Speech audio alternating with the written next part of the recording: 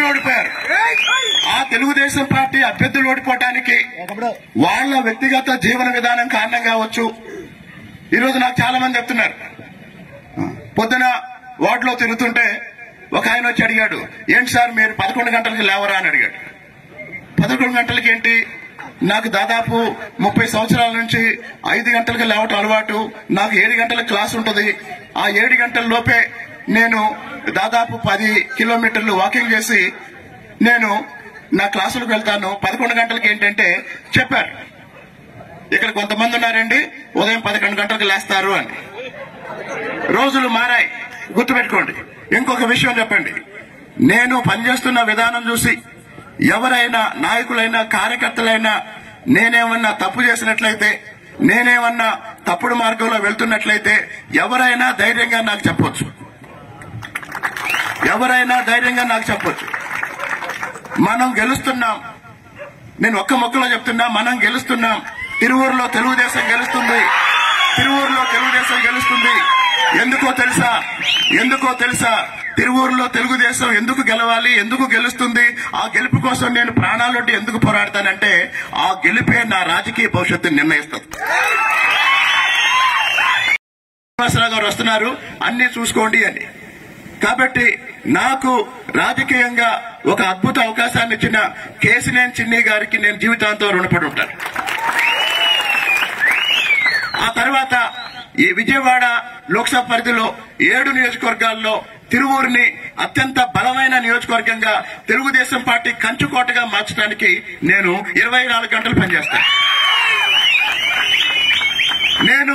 నేను నాయకులతో తక్కువ ఉంటాను, కార్యకర్తలతో ఎక్కువ ఉంటాను. నాకు గ్లాస్ అలవాట్లేదు, నాది మాస్. కాబట్టి మళ్లీ చెప్తున్నా, నేను నాయకులతో తక్కువ ఉంటాను, కార్యకర్తలతో ఎక్కువ ఉంటాను.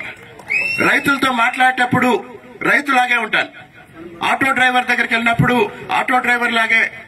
కాబట్టి నేనేం చదువుకున్నాను, నా నేపథ్యం ఏంటి, ఈరోజు నా దగ్గర చదువుకున్న చాలా మంది విద్యార్థులు దేశంలో చాలా ఉన్నత స్థానాల్లో ఉన్నారు. ఈరోజు ప్రధానమంత్రి ఆఫీసులో నా ఓల్డ్ స్టూడెంట్ ఒక అతను, Hyderabad IIIT first batch student, ఈరోజు ప్రధానమంత్రి ఆఫీసులో పనిచేస్తున్నాడు. అంటే వ్యక్తిగతంగా అందరి జీవితాల్లో రకరకాల విజయాలు ఉంటాయి. కాబట్టి నేను మళ్లీ చెప్తున్నాను, ఈ 10 రోజుల్లో ఎవరైనా సరే, నేను మొన్న షేక్ హ్యాండ్ ఇస్తే అని నాకు షేక్ హ్యాండ్ ఇవ్వలేదు, నేను మొన్న పలకరిస్తే అని నన్ను పలకరించలేదు, లేకపోతే కొంతమంది షాల్ వేస్తానన్నా, దండేస్తానన్నా తర్వాత చూద్దామన్నాను. నాకు ఈ 3-4 రోజుల్లో కనీసం ఒక 5,000 ఫోన్స్ వచ్చుంటాయి. ఎందుకు వచ్చుంటాయంటే 175 నియోజకవర్గాల్లో కొలికపూడి శ్రీనివాసరావు అనేవాడు ఎమ్మెల్యే కావాలి, వాడు శాసనసభలో ఉండాలని కోరుకునే వాళ్ళు కోట్లలో ఉన్నారు. మీరు సోషల్ మీడియాలో ఎప్పుడైనా నాకు వచ్చే కామెంట్స్ చూడండి, నా గురించి వచ్చే కామెంట్స్ చూడండి.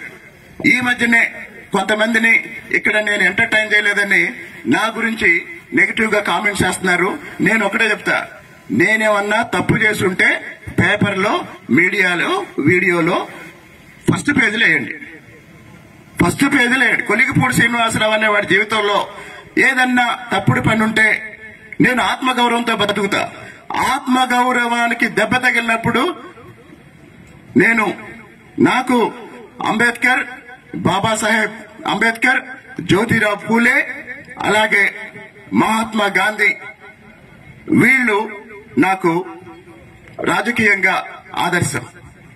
ఎందుకంటే మహాత్మా గాంధీ దక్షిణాఫ్రికాలో లాయర్ గా పనిచేసినప్పుడు సూట్ వేసుకున్నాడు, రోజు సూట్ వేసుకున్నాడు. ఆయన లండన్ లో చదివినప్పుడు సూట్ వేసుకున్నాడు. కానీ భారతదేశం వచ్చి స్వాతంత్ర పోరాటంలో పాల్గొని గ్రామాల్లో తిరుగుతున్నప్పుడు 100 సంవత్సరాల క్రితం ఏ గ్రామంలో కూడా రైతు సొక్కా వేసుకోలేదు. మీరు చిన్నప్పుడు చూసుంటారు. 100 సంవత్సరాల క్రితం మన గ్రామాల్లో రైతులు ఎవరు సొక్కేసుకునేవాడు కాదు. ఒక పంచి కట్టుకొని, ఒక కండవా భుజాన్ని వేసుకొని వెళ్లేవాళ్ళు. అప్పుడు మహాత్మా గాంధీ ఒకటే ఆలోచించాడు, నేను వీళ్లతో పనిచేయాలంటే నేను కూడా వీళ్లలాగానే ఉండాలి. ఈరోజు అమరావతి ఉద్యమం 4 సంవత్సరాలుగా నడుస్తుంది. ఎవరు ప్రపంచవ్యాప్తంగా అమరావతి నుంచి అమెరికా దాకా ఆస్ట్రేలియా దాకా ఎవరైనా సరే అమరావతి ఉద్యమం అంటే గుర్తొచ్చే మొట్టమొదటి పేరు నాది, మొట్టమొదటి వ్యక్తిని నేను. కారణం ఏంటంటే నేను కనిపిస్తేనే అమరావతి ఉద్యమం కనిపిస్తుంది, నేను కనిపిస్తేనే అమరావతి ఉద్యమం కనిపిస్తుంది. కాబట్టి కార్యకర్తలందరికీ మాటిస్తున్నా, పార్టీని ఈ ఎన్నికల్లో భారీ మెజార్టీతో గెలవడానికి రాబోయే 50 రోజులు రోజుకి 20-22 గంటలు పనిచేసే ప్రణాళిక నేను వేసుకున్నాను. నేను ఇక్కడ ఎవరికి దొరకను. ఉదయం 6 గంటలకు వెళ్తాను, వచ్చిన తర్వాత 9 తర్వాత జస్ట్ బ్రేక్ఫాస్ట్ చేసి డ్రెస్ మార్చుకొని ఇంకో మండలమో ఇంకొక వార్డో వెళ్ళిపోతాను. కాబట్టి రాబోయే రోజుల్లో నేను మీ దగ్గరికి రావాలి కానీ మీరు నా దగ్గరికి రావద్దు. నేను మీ దగ్గరికి రావాలి, మీరు తీసుకెళ్లిన ఇంటికి రావాలి, మీరు తీసుకెళ్లిన వీధికి రావాలి, మీరు తీసుకెళ్లిన వీధికి రావాలి. నేను మళ్లీ చెప్తున్నా, నేను ఇక్కడ కూర్చొని నేను పెద్ద నాయకుడిని అనుకోని మీరు నా దగ్గరకు వస్తే నేను నాయకుడిని అవుతా, కానీ నేను మీ దగ్గరకు వస్తే మంచి నాయకుడిని అవుతా. నేను మీ దగ్గరకు వస్తే మంచి నాయకుడిని అవుతా. కాబట్టి కులుగుపూడి శ్రీనివాసరావు అనే వ్యక్తి బతికినంతకాలం నిజాయితీగా బతుకుతాడు, బతికినంతకాలం ధైర్యంగా బతుకుతాడు, బతికినంతకాలం ఆత్మగౌరవంతో బతుకుతాడు. నా జీవితంలో గత 2 సంవత్సరాలుగా ఎమోషనల్ అంటే తెలుగుదేశం అని చెప్తున్నారు. అంటే అభివృద్ధి కార్యక్రమం ఏమడిగినా కూడా తెలుగుదేశం కాలంలోనే జరిగిందని చెప్తున్నారు. మరి జగన్కి ఓటేశారు. జగన్ ఓటేసిన తర్వాత ఈ 5 సంవత్సరాల్లో ఏమన్నా అభివృద్ధి జరిగిందంటే అందరూ చెప్పే సమాధానం ఏంటంటే తెలుగుదేశం పార్టీ చేసిన అభివృద్ధి తప్ప ఇంకా ఏ అభివృద్ధి లేదు. తెలుగుదేశం పార్టీకి రాష్ట్ర వ్యాప్తంగా ఉన్న ఒక ఇబ్బంది ఏంటంటే చేసిన అభివృద్ధిని కూడా చెప్పుకోలేకపోవటం వల్ల కొన్నిసార్లు రాజకీయంగా ఎన్నికల్లో నష్టపోయాం. నేను అమరావతి నుంచి తిరుపతి పాదయాత్ర చేస్తున్నప్పుడు నెల్లూరు పట్టణంలో ఉదయం 6 గంటల నుంచి 9 గంటల వరకు మన పార్టీ నాయకులు నన్ను నెల్లూరు పట్టణం మొత్తం పాదయాత్రలో భాగంగా తిప్పారు. ఎందుకు తిప్పారంటే నెల్లూరు పట్టణంలో వేసిన రోడ్లు, నెల్లూరు పట్టణంలో వేసిన డ్రైనేజీలు, ఈ విద్యుత్ దీపాలు ఇవన్నీ చూపిస్తే నాకు ఆ నెల్లూరు నగరం హైదరాబాద్ లో కొండాపూరు, గచ్చిబౌలి అభివృద్ధి చెందిన ప్రాంతాలు ఎలా ఉన్నాయో అలా అనిపించింది. అంటే దాదాపు నారాయణ గారు 5,500 కోట్ల రూపాయలతో అభివృద్ధి చేస్తే నారాయణ గారు ఓడిపోయారు, అనిల్ యాదవ్ గెలిచాడు.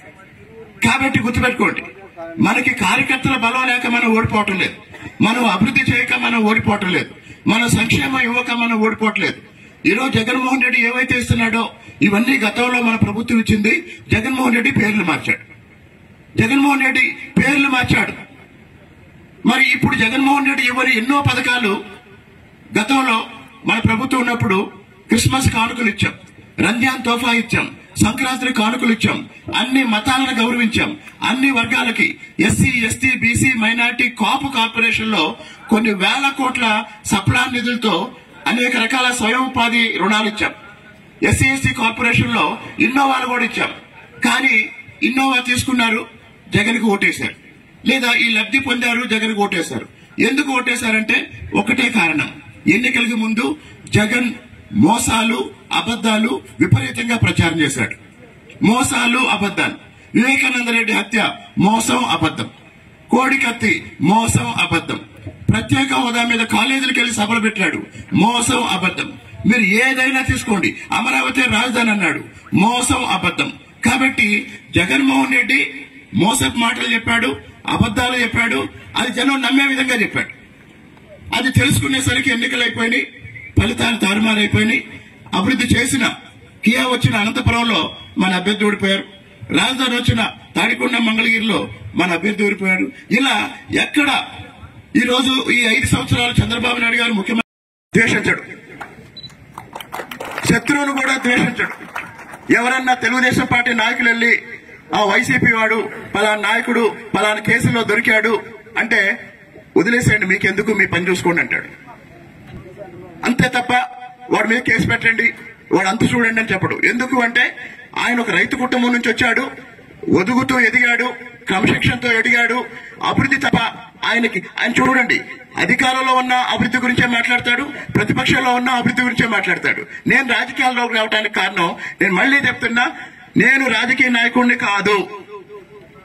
నేను చంద్రబాబు నాయుడు గారి డెవలప్మెంట్ విజన్ ని ప్రజల దగ్గరికి తీసుకెళ్ళటానికి, ఆయన కోసం మాట్లాడటానికి, ఆయన కోసం పనిచేయటానికి వచ్చిన చంద్రబాబు నాయుడు గారి అభిమానిని, తెలుగుదేశం పార్టీ కార్యకర్త. చాలా మంది అనుకోవచ్చు రాజకీయ నాయకుడు అంటే ఇలా ఉంటాడు అలా ఉంటాడు. నాకు చాలా మంది చెప్తారు, ఇప్పుడు ఆయన వస్తున్నాడు, ఆయన నీ దగ్గరికి వస్తాను, నువ్వు ఇక్కడ ఆగు అని. నేను ఇలా చెప్పా కదా, ఒక నాయకుడు 27 సంవత్సరాలు నేను ఐఏఎస్ విద్యార్థులకి లీడర్షిప్ థియరీస్ అనే సబ్జెక్ట్ చెప్పాను. అంటే నాయకత్వ లక్షణాలు అనే సబ్జెక్ట్ నేను 27 సంవత్సరాలు బోధించాను. పబ్లిక్ అడ్మినిస్ట్రేషన్ అనే సబ్జెక్ట్ 27 సంవత్సరాలు బోధించాను. ఒక అధికారి ఎలా ఉండాలి, ఒక నాయకుడు ఎలా ఉండాలి, జనంతో ఎలా ఉండాలి, జనంలో ఎలా ఉండాలి. నేను జనంతోనే ఉంటాను, జనంలోనే ఉంటాను. కాబట్టి ఇంకోటి చాలా మందికి ఏమనిపించవచ్చు అంటే, నేను పొద్దున ఒక వార్డులో తిరుగుతున్నప్పుడు అక్కడ డ్రైనేజ్ సమస్య చాలా తీవ్రంగా ఉంటే ఆ డ్రైనేజ్ లోనే కుర్చీ వేసుకుని కూర్చున్నాను నేను. చాలా మంది ఏమనుకుంటారంటే, అరే ఎలక్షన్ వస్తుంది కాబట్టి ఇలా చేస్తున్నాడు అనుకుంటారు.